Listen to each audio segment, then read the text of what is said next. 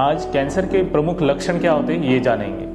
Cancer क्या है? Cancer ये कोशिकाओं की अनियंत्रित वृद्धि को हम कैंसर कहते हैं। जैसे हमने कहा कि ये कोशिकाओं की वृद्धि होती है, तो कोशिकाएं पूरे शरीर में, कोशिकाएं यानी सेल्स पूरे शरीर में सारी जगह पे है। हर एक सिस्टम अपने एक सेल से बनी होती है। तो जिस भी सिस्टम के सेल्स में एबनॉर्मल ग्रोथ आएगी वो कैंसर पैदा करने की क्षमता रखते हैं, और जिस भी सिस्टम का फंक्शन डिस्टर्ब होगा उस सिस्टम के लक्षण आगे मरीज को आ सकते हैं। तो जैसे कि उदाहरण के तौर पे हम कुछ एग्जांपल लेते हैं, जैसे मुंह का कैंसर है। मुंह का कैंसर ये तंबाकू खाने से होता है वैसे तो, और उसकी वजह से काफी बार मुंह में छाले हो जाते हैं, जबान पे छाले हो जाते हैं जो कि जल्दी से नहीं भरते।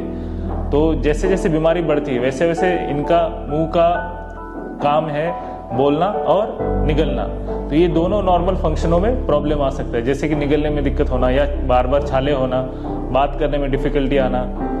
ये लक्षण मुंह के कैंसर के हो सकते हैं। फेफड़ों का काम, जैसे हम कहते हैं कि सांस लेना ये फेफड़ों का काम है, तो अगर फेफड़ों का कैंसर होता है तो सांस लेने में दिक्कत आना ये फेफड़ों के कैंसर का लक्षण हो सकता है। जैसे कुछ पेशेंट में खांसी भी आती है, वो अगेन फेफड़ों का ही फंक्शन होता है। ब्रेस्ट कैंसर में हम बोलते हैं कि गिठान होना, ब्रेस्ट कैंसर में ब्रेस्ट में स्तन में गिठान होना ये ब्रेस्ट कैंसर का लक्षण होता है।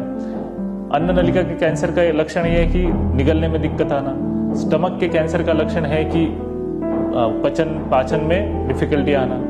आंत के कैंसर का लक्षण है कि बार बार आपको दस्त के लिए जाना पड़ रहा है। इस तरह से जो भी सिस्टम हम लेते हैं उस सिस्टम का माल फंक्शन इस कैंसर का लक्षण होता है। ब्रेन के कैंसर का लक्षण हम बोलते हैं कि आदमी का पहचानने में डिफिकल्टी हो जाना, बात करने में डिफिकल्टी हो जाना, चलने में डिफिकल्टी हो जाना या लकवे जैसे लक्षण आना, ये ब्रेन के कैंसर के लक्षण हो सकते हैं। सर्वाइकल कैंसर का लक्षण होता है कि महावरे के बाद भी खून जाना, ये सर्वाइकल कैंसर का एक प्रमुख लक्षण है, या एंडोमेट्रियल कैंसर का एक लक्षण है। ओवेरियन कैंसर में पेट फूलना, पेट भारीपन रहना, भूख कम लगना और पेट में पानी होना, ये सारे लक्षण ओवेरियन कैंसर के हैं।